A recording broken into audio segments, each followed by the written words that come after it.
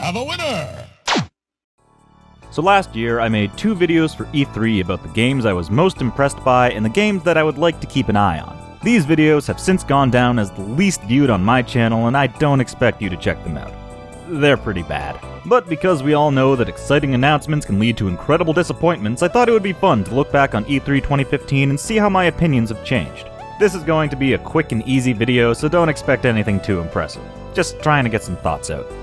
Starting off the top 10 of E3 list, I had Fallout 4, and many months after its release, I still have not played it. I had some money troubles over the winter, so I didn't pick up as many games as I wanted to. But I did buy Fallout 3 in New Vegas, and I just don't get it. The themes and concepts interest me so much in these games, but they just never hook me. I put a few hours into each game and quickly grew bored, and I knew that if I spent $70 on Fallout 4, the same thing would happen. It's a shame, but I just have to learn to stop getting excited for this series. Next up is For Honor, and I gotta be honest, I totally forgot this game existed.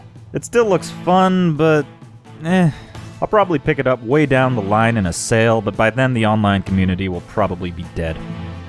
Hitman is one of the few games that actually seems to have lived up to its expectations. I still haven't purchased it, and I still don't fully understand its payment model, but I have seen a lot of gameplay and the polish it shows is just excellent. I'll definitely be getting this fairly soon or when all the episodes come out. We then have Triforce Heroes, which is yet another game that I didn't have the money for. It still looks like something I would love, but only if I had some dedicated people to play through it with. Playing online with randoms seems totally unappealing, and the solo mode just looks awful. If I can set aside the money for it and find those dedicated players, then I will absolutely give it a shot. Dragon Quest Heroes gets a pat on the back for being one of the few games that I actually purchased. I still have a bit more of it to play, but I picked up the game and even made a review for it. You can watch that for some more in-depth thoughts. The Last Guardian will probably get another spot at this E3 since not much of it has been shown off since. But my original thoughts still stand. It looks good and I'll definitely play it. I may not buy it at launch, but I know it'll be a game worth my time. And then we start the trend of games being shown off at E3 and then going silent for an entire year with South Park. Yep, I can't really say much when we still know nothing about it. I'm still interested, but we gotta wait for them to show it off again. And now we arrive on the one I feel really bad about. Star Fox Zero. My hype for this game completely died. Star Fox can be so much, but instead we get essentially a remake of the N64 game, which itself is a remake of the SNES game. The series has completely stagnated.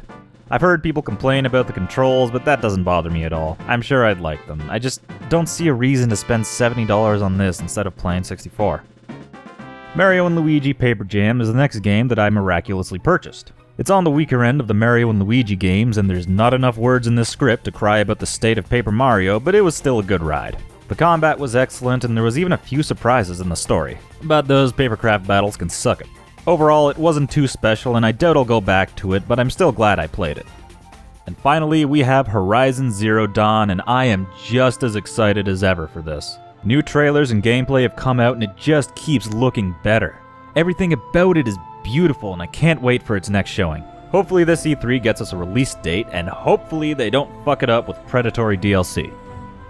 Next we move on to the top 10 games I would be watching from E3 2015, and I'll admit right off the bat that I haven't been watching them as closely as I said. Starting off with Star Ocean Integrity and Faithlessness. At first I thought this had potential to be a strong RPG in an era where traditional JRPGs are few and far between, but then I remembered the last 2 Star Ocean games and realized that this will probably just follow suit instead of learning from their mistakes. One of these days I'll do a full critique on the Star Ocean series to examine my issues with it, but that won't be for a while. So even if this looks like something I won't enjoy, I'll still be buying it when I find it for less than $20 just to compare and contrast. But for now, I'm just gonna forget about it. Nier 2. I still haven't played the first, and they still haven't shown anything new. Moving on.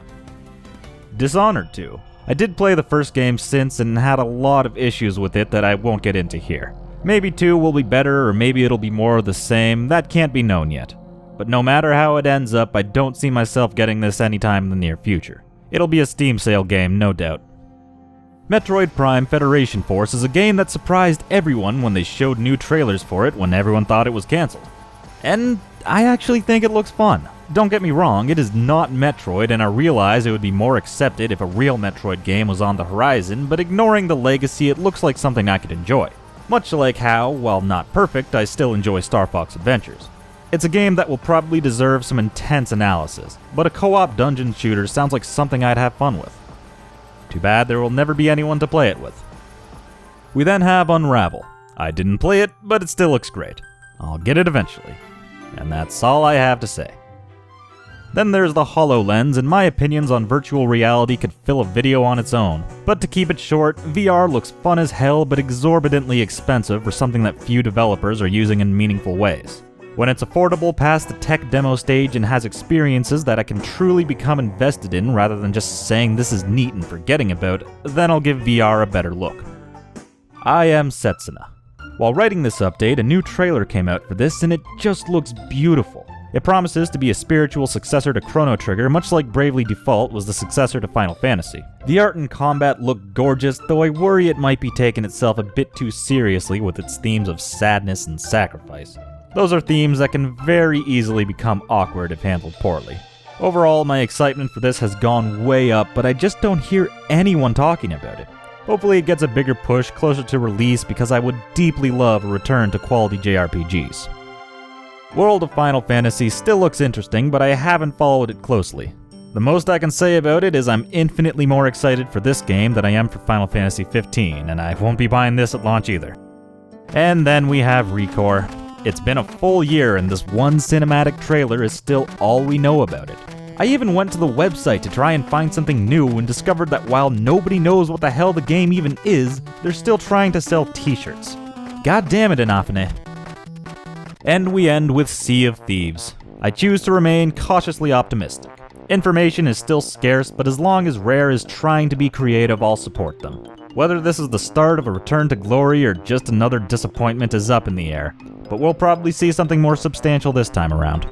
So there it is. It's interesting to see how opinions can change over the course of just 1 year. Hell, a game from E3 that I had zero interest in was Dark Souls 3, and now it's an all-time favorite. I mostly just wanted to issue myself a reminder that while E3 is incredibly exciting, that excitement shouldn't overcome thought and rationalization. Thanks for sticking through this.